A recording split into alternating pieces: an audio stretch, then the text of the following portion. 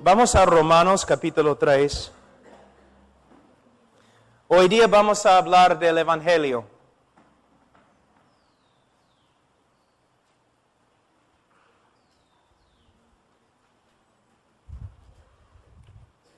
Romanos 3:23, por cuanto todos pecaron y están destituidos de la gloria de Dios. Hablamos ayer un poco acerca de este texto, ahora vamos a avanzar al versículo 24. Siendo justificados gratuitamente por su gracia mediante la redención que es en Cristo Jesús. Dios dice que Él justifica gratuitamente a los pecadores. Dios justifica al pecador. Justificación, el verbo justificar, ¿qué significa? Es muy importante. El momento que una persona cree en el Señor Jesucristo, Dios le justifica. No significa que Dios le hace justo, porque todavía el creyente peca, entonces no es perfectamente justo. Lo que significa es que cuando una persona cree en el Señor Jesucristo, Dios declara que esta persona ante Él legalmente es justo. Dios perdona todos sus pecados y declara legalmente que esta persona ante Él es justa. Nosotros usamos la palabra, en inglés es una declaración forensic. No sé si ustedes usan la misma palabra, una declaración forénsica o legal. Dios legalmente declara que este pecador es justo ante Él, perdonado y justificado, declarado justo ante Dios. ¿Cómo es que llegamos a ser justos ante Dios? Él nos dice aquí, en versículo 24, gratuitamente por su gracia. Esta es la diferencia entre el cristianismo y todas las demás religiones. Como dije hace 6 meses acá, vamos a decir que estamos entrevistando a un musulmán y le preguntamos, Señor, si usted muriera ahora mismo, ¿dónde iría? El musulmán va a decir, bueno, yo voy a ir al paraíso. ¿Por qué? Él va a decir, porque soy un hombre justo. Yo amo el Corán, yo leo el Corán, obedezco el Corán, doy limosnas a los pobres, soy un hombre justo, voy a ir al cielo. Un judío, Señor, si usted muriera ahora mismo, ¿dónde iría? Bueno, yo iría al paraíso, al cielo. ¿Por qué? Yo amo la ley de Jehová. Yo obedezco la ley de Jehová. Soy un hombre justo. El cristiano verdadero. Señor, si usted muriera ahora mismo, ¿dónde iría? Al cielo. ¿Por qué? Bueno, nací en pecado. He desobedecido todas las leyes de Jehová. Merezco la condenación. Pero Señor, tú me dices que vas a ir al cielo, pero tú me dices que mereces el infierno. ¿Cómo puede ser? Y Él dice, voy a ir al cielo, no por medio de mis propios méritos, sino por los méritos de otro, el Señor Jesucristo, que murió por mí. Gratuitamente, sin causa, Él nos justificó. Sin causa. Ahora, hay mucho más que podemos decir, pero hay algo muy importante que necesitamos estudiar esta tarde. Es la parte más importante del Evangelio, pero la mayoría de los evangelistas nunca mencionan esta parte. Nunca. Porque ellos mismos no entienden lo que sucedió en la cruz. ¿Por qué tuvo que morir Cristo? ¿Por qué? por causa de nuestro pecado, pero no hemos contestado la pregunta. ¿Por qué tuvo que morir? Vamos a Proverbios 17.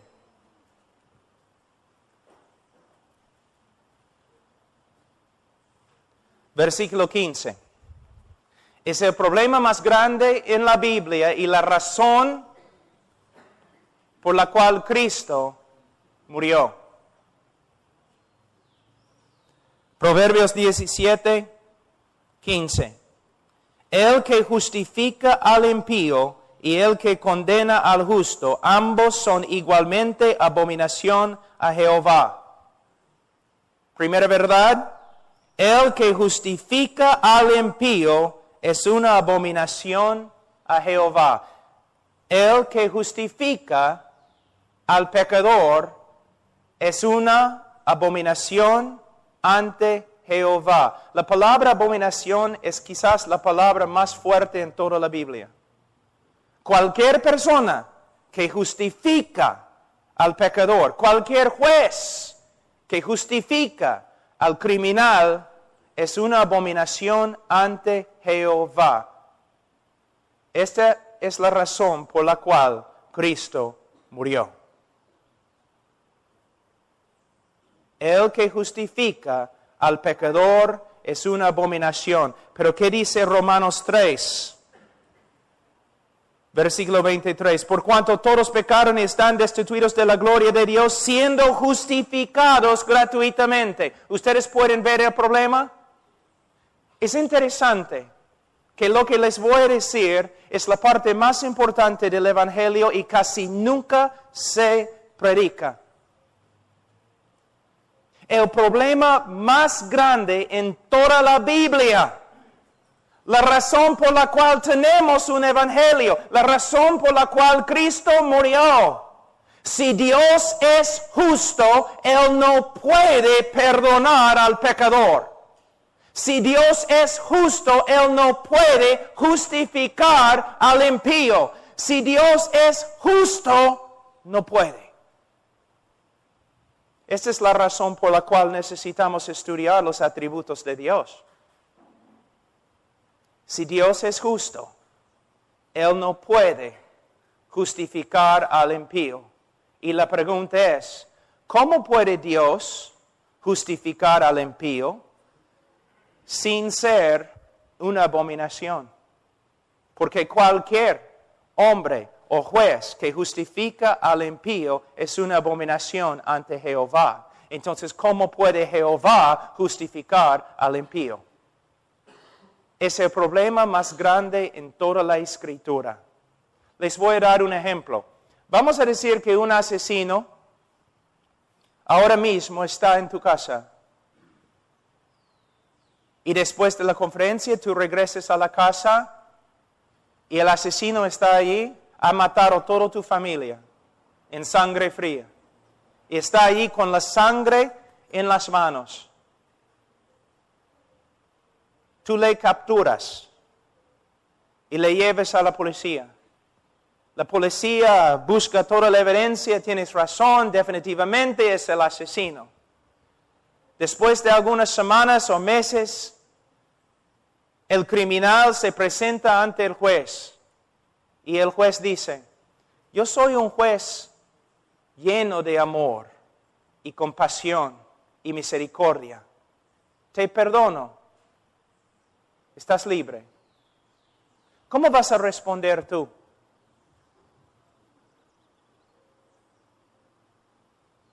Vas a declarar no es justo. Vas a escribir los periódicos. Vas a estar ahí en la televisión. Vas a escribir cartas al presidente del Perú diciendo que hay un juez que es peor que los criminales que él libra. Es una abominación, no debe ser. Es corrupto y sinvergüenza. Porque el juez tiene que hacer justicia, es su trabajo. ¿Ustedes están de acuerdo que un juez que haría tal cosa ¿Es una abominación? Entonces, ¿cómo puede Dios justificar al impío? A veces yo he escuchado evangelistas diciendo lo siguiente: en vez de ser justo contigo, Dios te ha perdonado. ¿Sabes lo que están diciendo? Que Dios es injusto. En vez de ser justo contigo, siendo injusto, Dios te perdonó. No, hermanos. Dios tiene que ser justo y a la vez perdonar. La pregunta es, ¿cómo puede hacerlo? ¿Cómo puede Dios hacerlo? Este es el Evangelio. El problema más grande en toda la Escritura. El hombre ha pecado. El hombre debe morir. Merece morir. Si Dios es justo, Él tiene que hacer justicia. Su propia justicia, la justicia de Dios, demanda que el pecador muera bajo la condenación para siempre. Entonces, ¿cómo puede Dios simplemente pasar por alto el pecado? Él no puede hacerlo. Antes que les dé la respuesta, necesitamos hablar de otro tema muy importante que, de nuevo, casi ningún evangelista habla así. Tenemos que hablar del aborrecimiento de Dios. Del aborrecimiento de Dios. A través de las Escrituras, la Biblia habla del odio de Dios, aborrecimiento de Dios y luego la ira de Dios. Muchas veces los evangelistas dicen, Dios aborrece el pecado, pero ama al pecador. No voy a pedir manos, pero ¿cuántos de ustedes han dicho tal cosa? Dios aborrece al pecado, pero ama al pecador. Vamos a Salmos capítulo 5.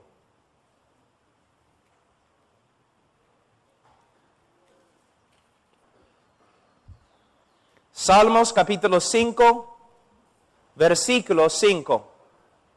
Los insensatos no estarán delante de tus ojos. Aborreces a todos los que hacen iniquidad. ¿Dice que Dios aborrece la iniquidad? Dice que Dios aborrece a todos los que hacen iniquidad. ¿Quiénes son los que hacen iniquidad? Todos los hombres. Tú me dices, pero Pablo, la Biblia dice en Juan 3:16, porque de tal manera amó Dios al mundo y el mundo está lleno de pecadores. Sí, hermanos, Juan 3:16 está en las Escrituras, pero también Salmos 5:5.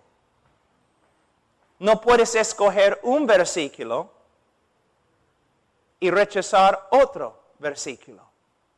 No puedes predicar solamente una parte del Evangelio.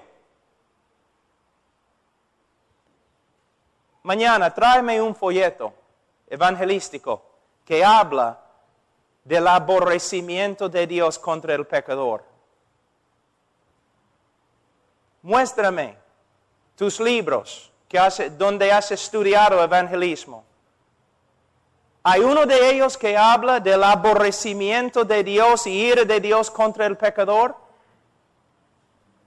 Solamente predicamos una parte del Evangelio. De verdad, Dios ama al mundo. Pero de verdad, el aborrecimiento y odio de Dios viene en contra del pecador. Y si no se arrepiente, el justo, santo aborrecimiento de Dios se manifestará en ira. Y el pecador será destruido para siempre en el infierno. ¿Dios ama al mundo? Sí.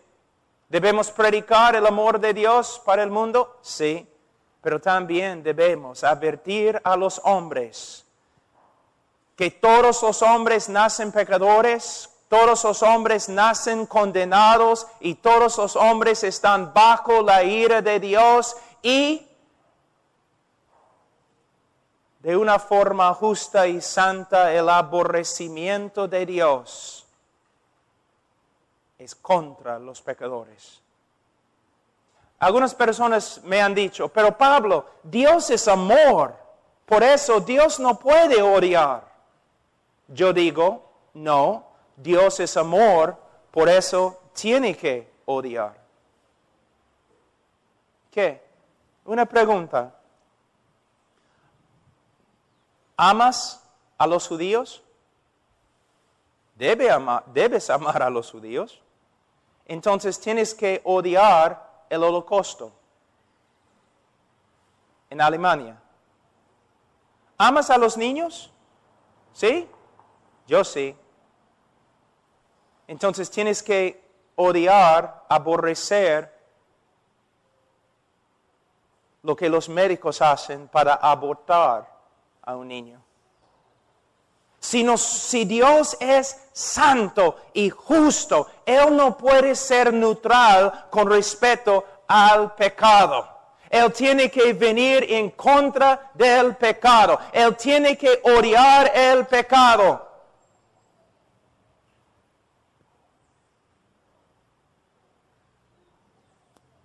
¿Qué pasa si un hombre mata a varias personas inocentes? Y tú lees la historia en el relato en el periódico y no te enojas, no te molesta, no tienes ningún problema con lo que él ha hecho, entonces tú eres peor,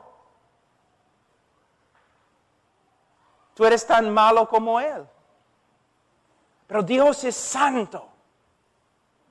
Él está en contra del pecado. Y su ira, y su odio, y su aborrecimiento vienen en contra del pecador. Y tenemos que entender esta verdad bíblica que se ha perdido. Dios no es neutral con respecto al pecado. ¿La evidencia? ¿Han leído el Antiguo Testamento? Dios viene en juicio contra las naciones. ¿Has leído el libro de Apocalipsis? El juicio de Dios viene en contra de las naciones. Pero el problema es, ¿por qué el juicio de Dios no viene en contra de ti? Porque nosotros también éramos antes hijos de ira y hijos del diablo. Pecadores, rebeldes. ¿Cómo puede Dios perdonarnos? ¿Un juez simplemente puede perdonar al criminal sin satisfacer la justicia? No. No es justo. De la misma forma, Dios puede perdonarnos solo por medio de satisfacer su propia justicia. Dios tiene que ser justo mientras salva. Y el amor de Dios es un amor justo. Y un evangelista que dice, en vez de ser justo contigo, Dios te ha perdonado, aunque no lo sepa, está blasfemando a Dios.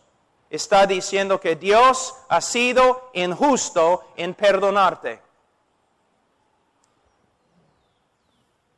Dios tiene que satisfacer su justicia. Su justicia demanda que tú mueras. Ahora, algo muy importante. Voy a tratar de explicarlo en español. Es un poco difícil, pero cuando yo digo que Dios tiene que satisfacer la justicia antes de perdonarte, no estoy diciendo que hay una regla de justicia más alta que Dios que Él tiene que satisfacer. No. Estoy diciendo que dentro de Dios, uno de los atributos de Dios es justicia. Otro atributo de Dios, amor. Dios no puede negar su justicia para perdonar al pecador. Dios tiene que satisfacer su justicia. Es un Dios perfecto, no es inconstante. Es perfecto en todos sus atributos. Entonces, para perdonarte, Él tiene que satisfacer su justicia. Su justicia demanda la muerte del pecador. Para satisfacer las demandas de la justicia, alguien tiene que morir en el lugar del pecador. Y con su muerte, Él satisface la justicia de Dios. Y solo entonces es posible que Dios perdone al pecador. Ahora, tenemos aquí en versículo 3, versículo 25. Hablando de Cristo, dice, a quien Dios puso como propiciación. Propiciación. Probablemente la palabra más importante en toda la Biblia. Evangelista, ¿puedes darme una definición de propiciación? Es la palabra más importante en la Biblia con respecto al evangelismo. ¿Puedes decirme lo que es propiciación? Propiciación es un sacrificio que satisface la justicia de Dios. Y por medio de este sacrificio, Dios puede ser justo y a la vez perdonar y justificar al impío. Es un sacrificio que satisface la justicia de Dios y calma la ira de Dios contra el pecador. La propiciación es Cristo, solo Cristo. Ahora, para hacer una propiciación, Cristo, el Hijo de Dios,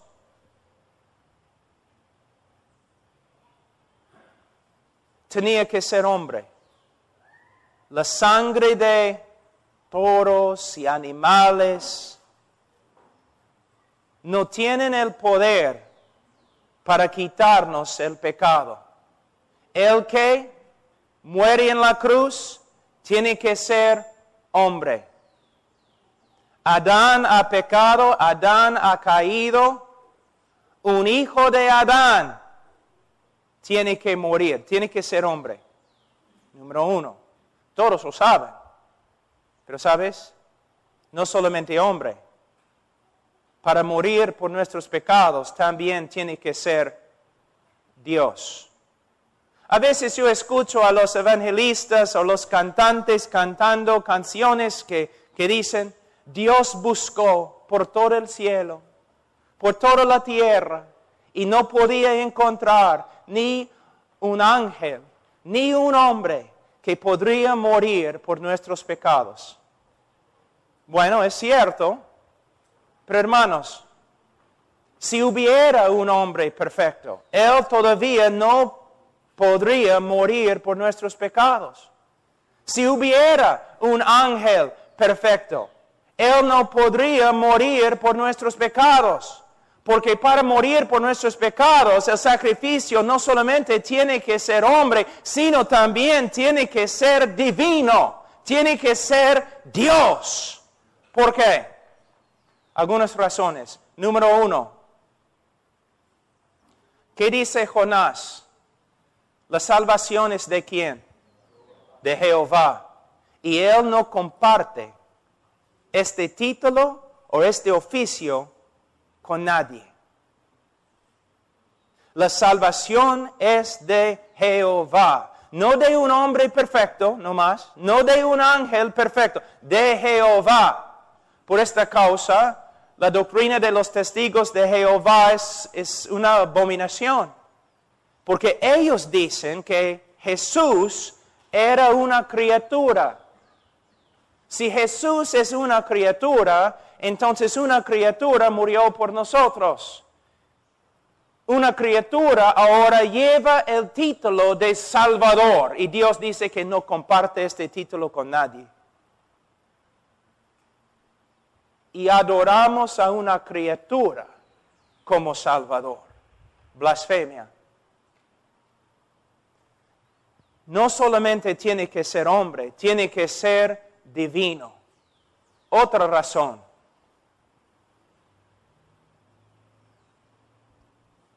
El que muere tiene que dar su vida. ¿Te das cuenta? Tiene que dar su vida. Tengo una pregunta. ¿Quién tiene vida? ¿Tú tienes vida? No, tú tienes vida prestada. ¿De dónde viene tu vida? De Dios. ¿Un ángel tiene vida? No, tiene vida prestada. ¿De dónde viene su vida? De Dios. Solo Dios tiene vida. Cristo dijo, yo tengo autoridad de hacer ¿qué? Él tenía autoridad de dar su vida y tomar su vida de nuevo. Era su vida. Él tenía vida en sí misma. Vamos a decir que yo pido prestado el carro de hermano Zacarías. Y estoy ahí en el carro, ¿no? Paseando ahí por la calle. Y tú me dices, tú te acercas a mí y dices, oye Pablo, yo necesito un carro. Ya. Lleva este carro, yo te lo regalo. No te he dado mi carro. Te he dado el carro de otro. Otra razón, solo Dios puede soportar la ira de Dios y resucitar de nuevo. Las montañas se derriten ante la ira de Dios. Los ríos y los mares se secan ante la ira de Dios. El que murió en la cruz murió bajo la ira de Dios. ¿Quién puede soportar tal cosa? ¿Quién puede sobrevivir tal cosa? Solo Dios. Pero al final, y el punto más importante, una vez cuando yo estaba predicando en una universidad en los Estados Unidos, un estudiante se paró ahí en el auditorio y dijo, tengo una pregunta para ti. Bueno, dime. No es justo. ¿Qué? Bueno, ¿cómo puede un hombre, solo un hombre, sufrir en una cruz solamente algunas horas y salvar a una multitud de hombres de una eternidad en el infierno? No es justo. Sí es justo. ¿Por qué? Porque ese hombre tenía más valor que todos los demás hombres y ángeles juntos. Cuando los teólogos hablan de la perfección del sacrificio de Cristo, no solamente están diciendo que su sacrificio era santo, sino su sacrificio era de un valor infinito. Un hombre no tiene valor infinito. Un ángel no tiene valor infinito. Solo Cristo, siendo hombre, siendo Dios, tenía el valor infinito para morir y comprar una multitud de hombres. Por eso es necesario que la propiciación sea hombre y la propiciación sea divino, sea Dios. Cristo murió por nosotros. Pero ¿cómo murió? Hace años yo estaba en Europa, yo estaba dando una conferencia, creo que en Rumania o Moldavia o un sitio así, enseñando en un seminario de los alemanes. Entonces, después de mi clase, me retiré a la biblioteca Estaba buscando un libro para leer todo en alemán. Por fin encontré un libro, La Cruz de Cristo. No de Juan Stott, sino de otro autor. La Cruz de Cristo. Entonces bajé el libro, empecé a leer. Esto es lo que él dijo. Cuando Cristo estaba en la cruz, el Padre le miró y el Padre vio todo lo que él, el Hijo, sufrió a las manos de los romanos y los judíos. El Padre vio toda la aflicción causada por los romanos y los judíos, y el Padre consideró esto como la paga de nuestro pecado. ¿Me escuchaste? Es herejía. ¿No te das cuenta? Mira, de nuevo.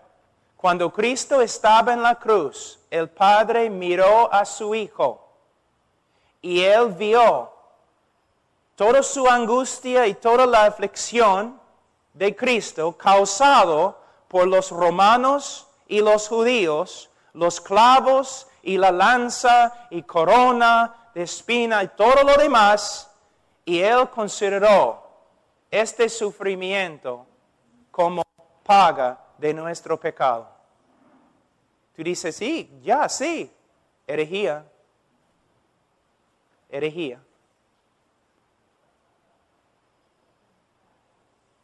Solamente vamos a pensarlo un ratito. Algunos de ustedes están pensando, caramba, herejía.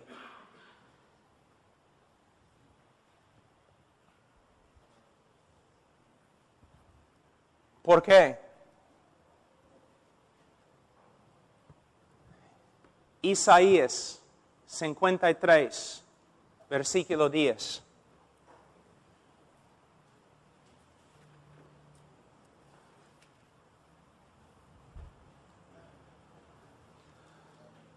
Con todo eso, Jehová quiso quebrantarlo, sujetándole a padecimiento.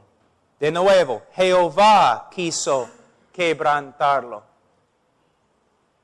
Todos los hombres son pecadores. Todo el pueblo de Dios, pecadores. Ahora, ¿qué hemos dicho hasta ahora? Para perdonar, Dios tiene que ser justo. Él no puede negar su justicia y simplemente perdonar. Él tiene que ser justo y tiene que perdonar. Su justicia demanda la muerte del culpable bajo la ira de Dios. Para pagar por nuestros pecados, Cristo tuvo que morir bajo la ira de su propio Padre. Su Padre lo quebrantó en la cruz. Ahora, en el libro de Mateo, nosotros entendemos en capítulo 27 que Cristo clamó de la cruz, ¿no? ¿Qué clamó? Padre mío, ¿por qué me has abandonado? Yo escucho a veces los evangelistas diciendo, el Padre no podía mirar a los sufrimientos de su Hijo. Él tuvo que mirar por otro lado, porque no podía soportar los sufrimientos de su Hijo. Herejía. Herejía. No es lo que Cristo dice. Cristo dice que su Padre le abandonó. La palabra también se traduce desamparó. ¿Por qué? Dios es santo y no puede mirar al pecador. Y en la cruz, el Santísimo Hijo de Dios llevó el pecado de su pueblo. Y Él llegó a ser pecado. Y el Padre, siendo santo no más, podía mirar a su propio Hijo. Vamos a Salmos 22.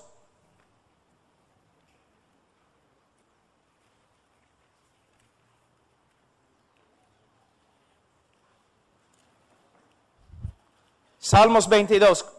En el tiempo de Jesús, la Biblia hebrea no tenía capítulos y versículos.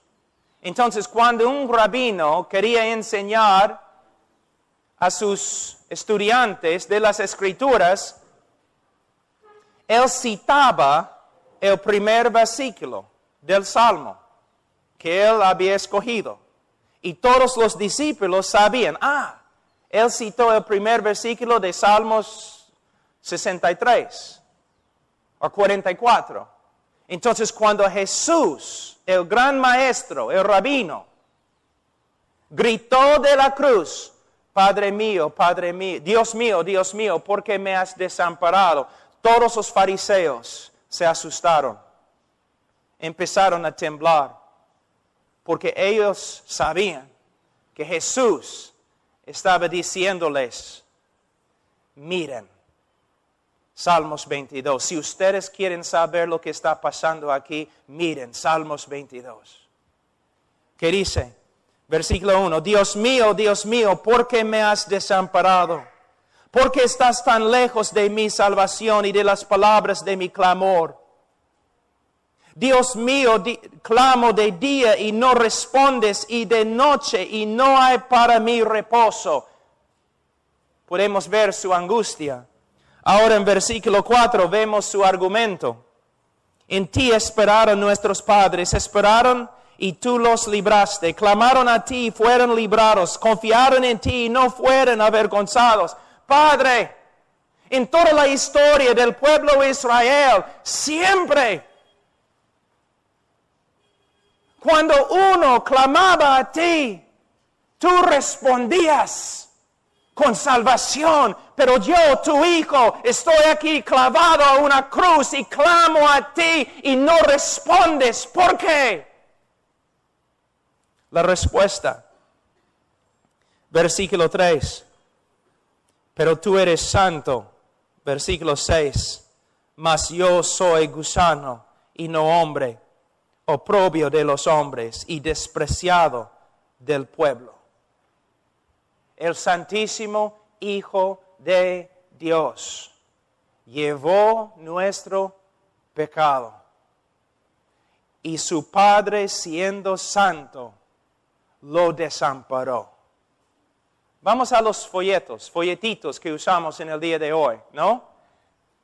Dios está acá, el hombre está acá, hay un abismo entre los dos.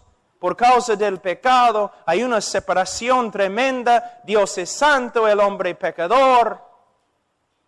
Bueno, ¿cómo vamos a cerrar la separación? ¿Cómo vamos a unir los dos? Alguien tiene que morir separado de la presencia de Dios, desamparado de Dios. Dios es santo, el hombre es pecador, por eso el hombre está desamparado por Dios, separado de Dios. Es lo que decimos, es verdad. Pero para cerrar el abismo, alguien tenía que morir llevando nuestro pecado, desamparado por Dios.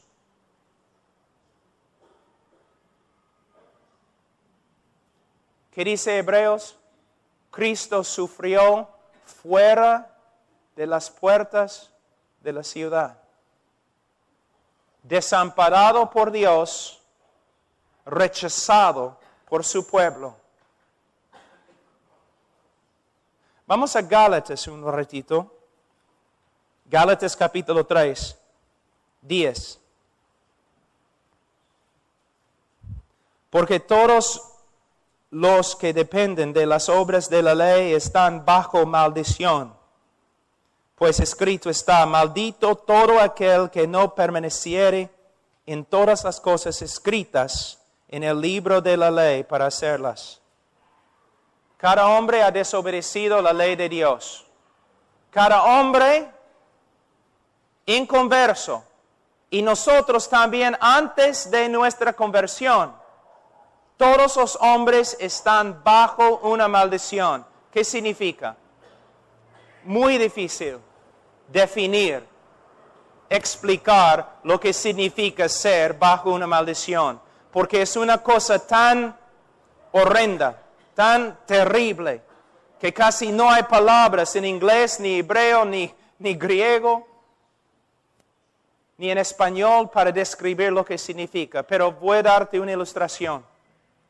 Por causa de su pecado, por causa del pecado del hombre, en el día de juicio, el hombre inconverso, en su pecado todavía, la última cosa que él va a escuchar cuando toma su primer paso al infierno, cuando entra en el infierno, la última cosa que él va a escuchar es toda la creación parada en pie, aplaudiendo a Dios, porque Dios le ha condenado y le ha mandado al infierno. ¿Me entienden, hermanos? ¿Me entienden?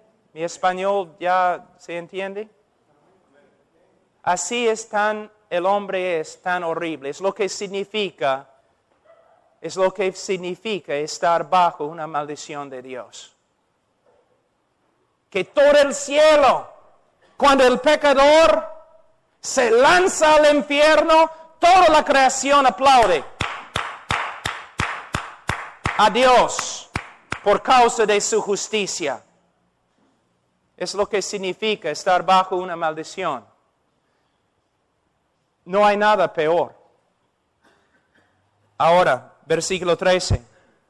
Cristo nos redimió de la maldición de la ley, ¿cómo?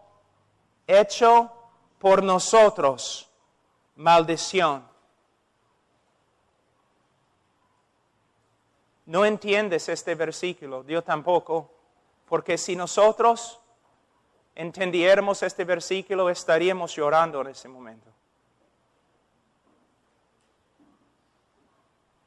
Cristo nos redimió de la maldición de la ley. ¿Cómo? Por medio de llegar a ser una maldición ante su propio Padre.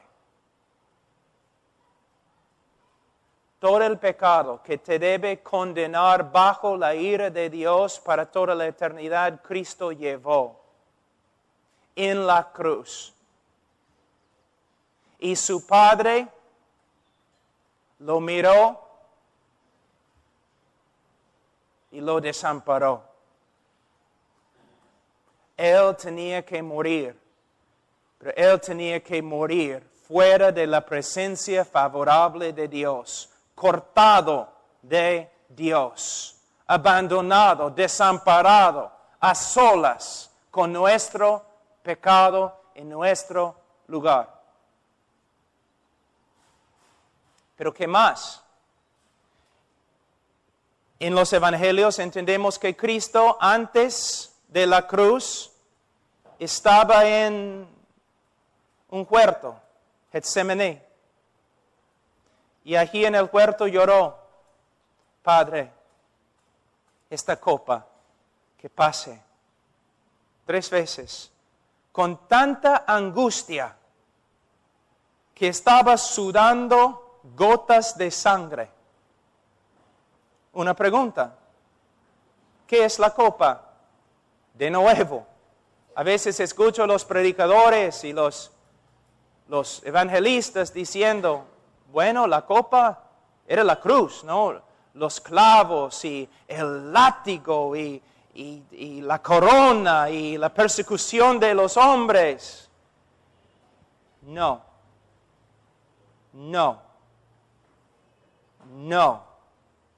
Tengo una pregunta. ¿Los seguidores de Cristo tienen más coraje y valentía que Cristo mismo? ¿Cristo es un cobarde? Entonces, vamos a ver algunas cosas. Después de la ascensión de Jesucristo a la diestra del Padre, había un gran movimiento del Espíritu Santo y miles de personas se convirtieron. Muchos de ellos murieron en cruces. En los más que 20 siglos que han pasado, Algunos dicen que más que 50 millones de cristianos han muerto como mártires.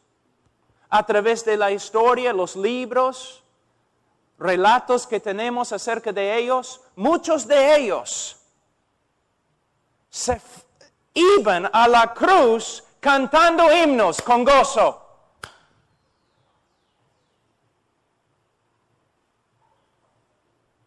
No solamente crucificados, sino crucificados al revés y cubiertos de brea, prendida con fuego. Y mientras estaban muriendo así, cantaban himnos. Entonces tenemos discípulos que van a la cruz cantando con gozo, pero el capitán de su salvación está en un huerto, escondido, llorando, con tanta angustia que está sudando gotas de sangre. ¿Ustedes pueden ver el problema? Honestamente, ¿ustedes creen que Cristo temía algunos clavos? ¿Cristo temía una corona? ¿Cristo temía una cruz? O algunos de los carismáticos dicen que Cristo temía el diablo.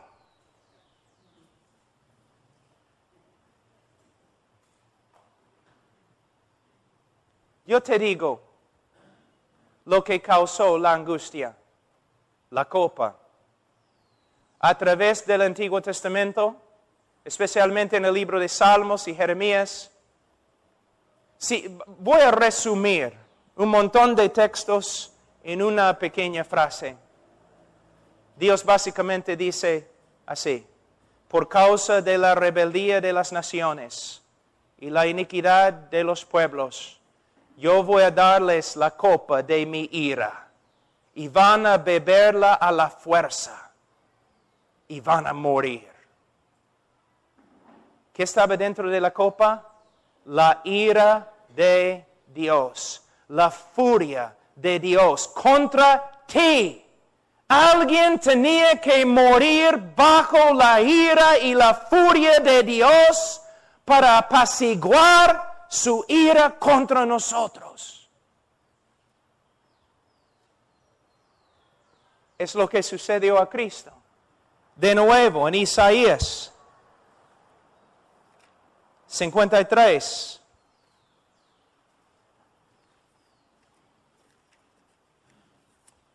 Con todo eso, Jehová quiso quebrantarlo.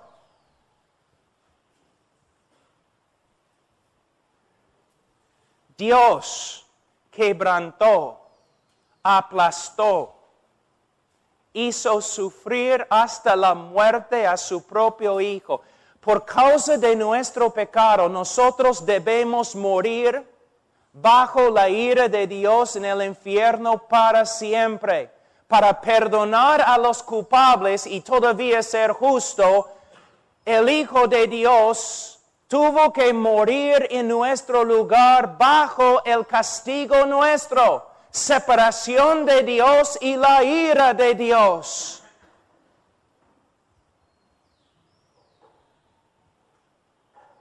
Dios quebrantó a su Hijo.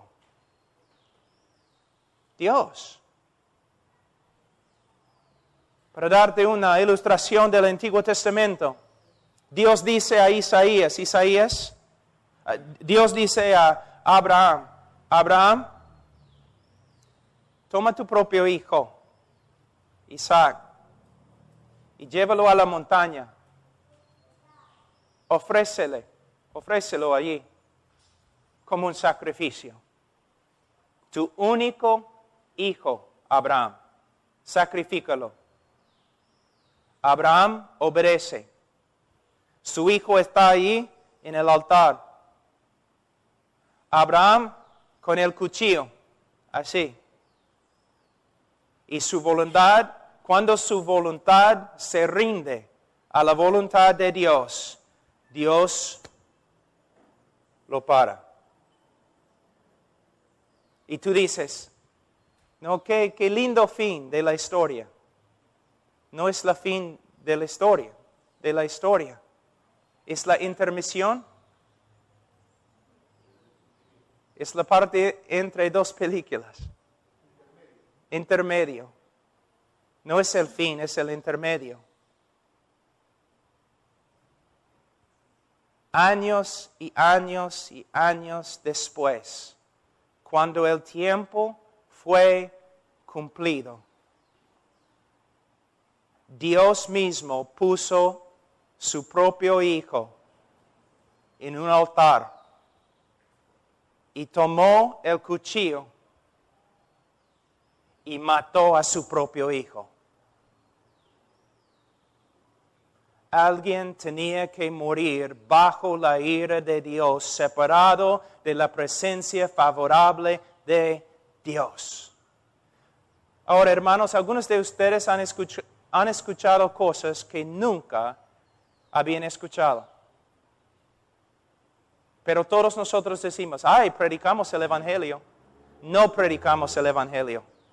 Predicamos 4 leyes espirituales y 5 cosas Dios quiere que sepas.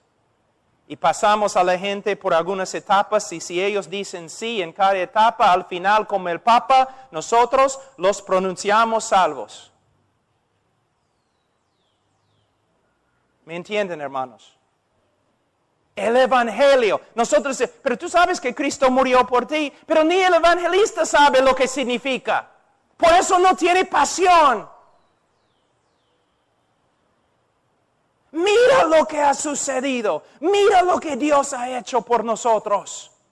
Su propio Hijo ofreció.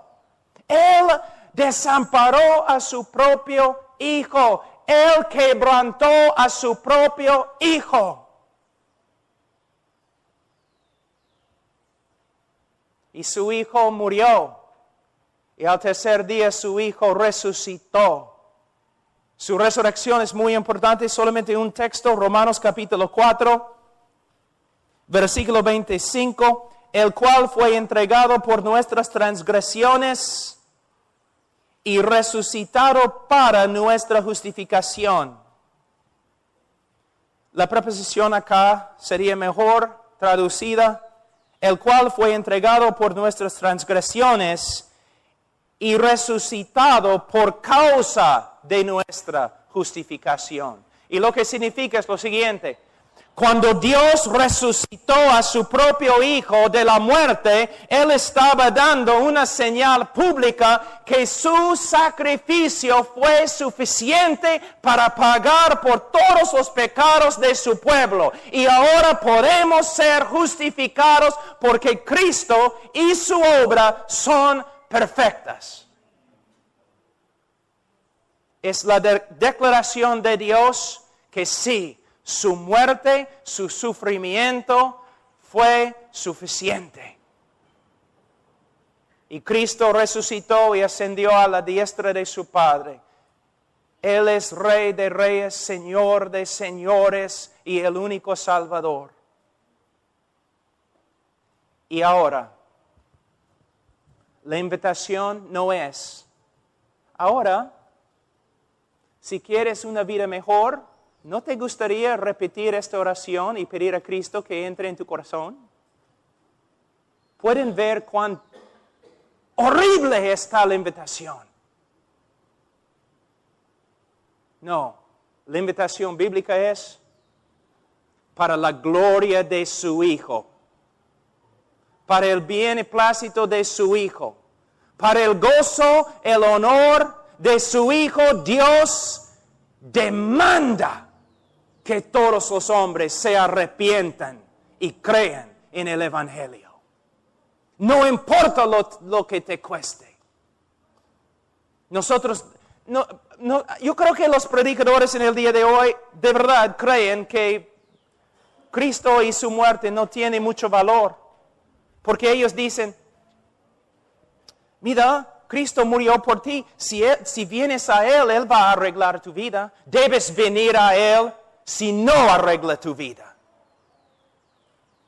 Debes venir a Cristo porque Él va a ayudarte económicamente. Debes venir a Cristo aunque mueras en pobreza, porque Él es digno. Debes venir a Cristo porque Él va a arreglar tu matrimonio. Tu matrimonio no es tan importante como Cristo. Debes venir a Cristo para la gloria de Cristo. Porque Cristo es merecedor de toda tu fe, toda tu obediencia. Tú debes creer en Cristo aunque te mande al infierno.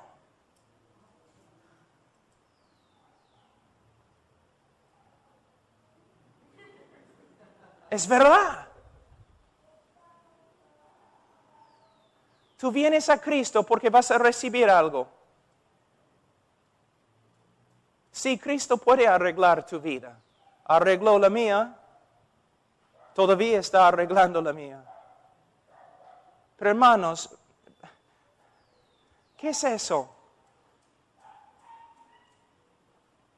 Nuestra manera de ofrecer a Cristo a los hombres deshonra a Dios.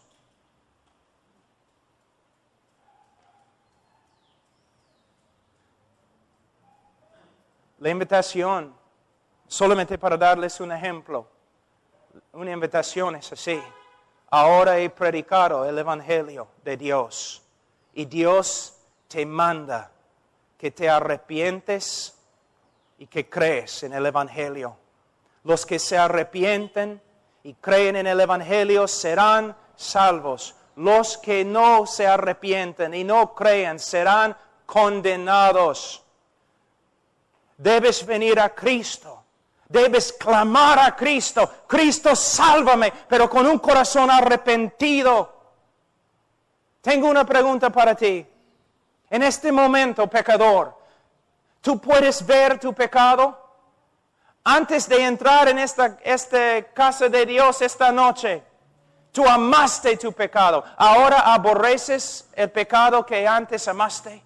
Dios ha hecho una obra en tu corazón. Ahora puedes ver tu pecado. Puedes ver cuán sucio que es. Deseas ser limpio. Deseas ser santo. Deseas ser hijo de Dios. Deseas honrar a Cristo. Cristo para ti ahora es precioso. Entonces clama a Cristo. Con fe y te salvará. Pero la evidencia de que te ha salvado será que tu vida va a cambiar y va a continuar cambiando hasta el fin. Pero si tú recibes a Cristo esta noche y tú sales de este lugar y tu vida no cambia, no recibiste nada esta noche. Porque si alguno está en Cristo, nueva criatura es. Hermanos, terminando, estas campañas que tenemos, ¿no? Es una broma. ¿Debemos tener campañas? Sí, pero campañas bíblicas. Las campañas son una broma. Las evangelistas, 400 personas recibieron a Cristo. Ninguno de ellos llega a la iglesia domingo. Es como un circo. Pasa adelante, escribe tu nombre, 5 minutos de consejo, de consejería. Ya estás, pero ahora cristiano, gloria a Dios. Te veo en el cielo porque seguro no te voy a ver en la iglesia. El problema aquí en Perú, en los Estados Unidos, no son los políticos y las autoridades corruptas. El problema en Perú y el problema en los Estados Unidos son los predicadores, que predican un evangelio no bíblico y dan una invitación no bíblica, y como el Papa, ellos están dando seguridad a los incrédulos. Todos los católicos se creen salvos porque una vez fueron bautizados. Y todos los evangélicos se creen salvos porque una vez repitieron una oración. Piénsenlo.